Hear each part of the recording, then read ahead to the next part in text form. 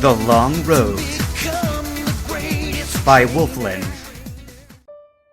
Unconsciously, the ring in Stephen's pocket found its way onto his finger again, just barely slipping over the knuckle of his ring finger, where it stayed snug.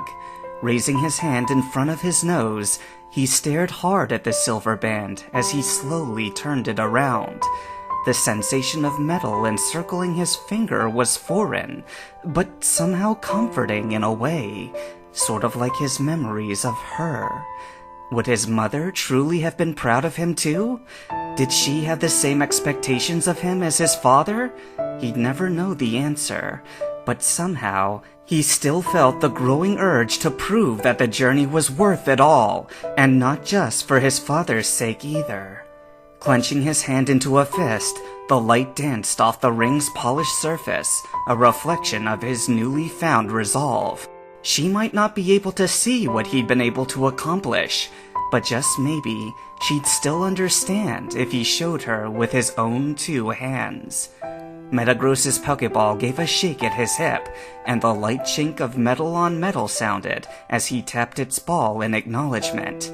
It might never have gotten a chance to meet her, but Stephen was sure they would have gotten along. He just had a feeling, and the faint recollection of a kind smile, and a bright laugh, and gentle hands that held up all manner of precious stones for him to see, just like he had done for Beldum all those years ago. A hand on his shoulder snapped him from his reverie. Iona smiled. "It's time."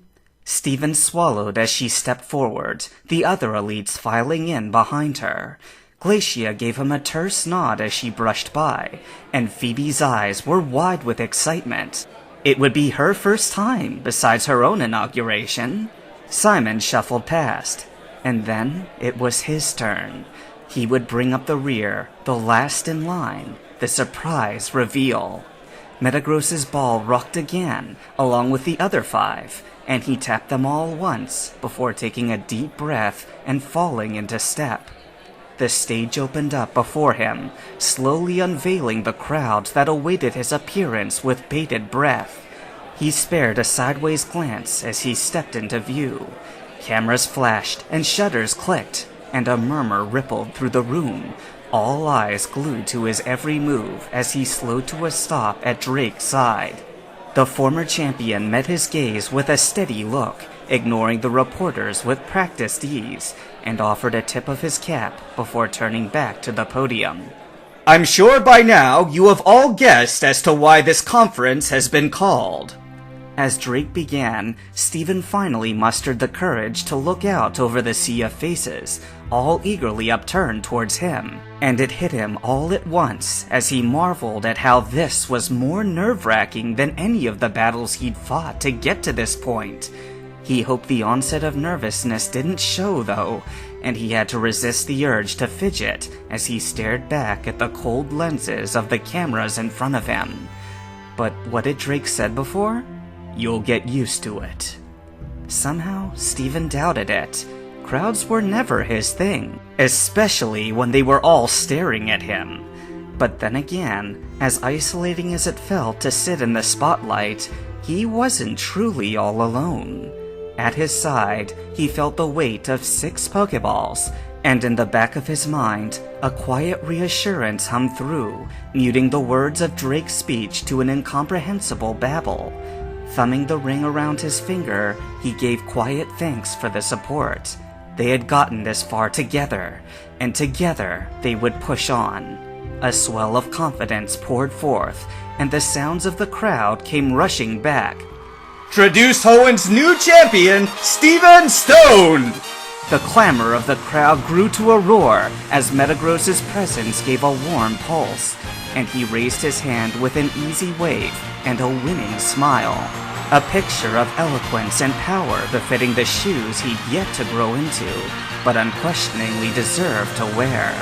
The light of the sun glinted off the silver of his suit's cuffs and the band on his finger, and the traditional color of second place never shone so much like gold. Later that evening, when the private celebration began to wind down and the champagne stopped flowing, Stephen finally found a moment to himself. The elites had proven to be quite the party crew and had been all too eager to welcome him into their midst. He'd been cautious, he and Phoebe both, but it hadn't stopped Iona's encouragement for everyone to loosen up a little. So surrounded by stories and laughter all night, the warm buzz of excitement and just a bit of alcohol eventually sent him seeking a bit of fresher air. Ducking under Glacia's watchful eye, he made his way toward the balcony doors. It all felt so strange, like he was floating through a dream, and he kept waiting to wake up and find himself in his sleeping bag, camping out on the road with his team, or worse, back in Rustboro in his bedroom, having made up the whole adventure in his head. But even though he'd pinched himself several times throughout the day, he still was firmly rooted in Evergrande, surrounded by the strongest trainers in the region, all of whom now deferred to him. He was nearly to the door when the Pokénav in his pocket buzzed, catching him by surprise. Only a precious few people had his number, and most of them were currently in the room with him. Then who could have called him? A quick glance at the missed call notification on the screen told him all he needed to know, and the device was hurriedly shoved back in his pocket as he renewed his quest for an exit with a bit more urgency. He needed somewhere quiet to call them back. Dodging between tables long enough to deposit his mostly empty glass, Stephen was thankful Drake had his father wrapped up in equally healthy doses of nostalgia and liquor. A conversation with his father wasn't what he had in mind right about now. As he slipped by where the two men chatted merrily, red in the cheeks, he caught his father's eye.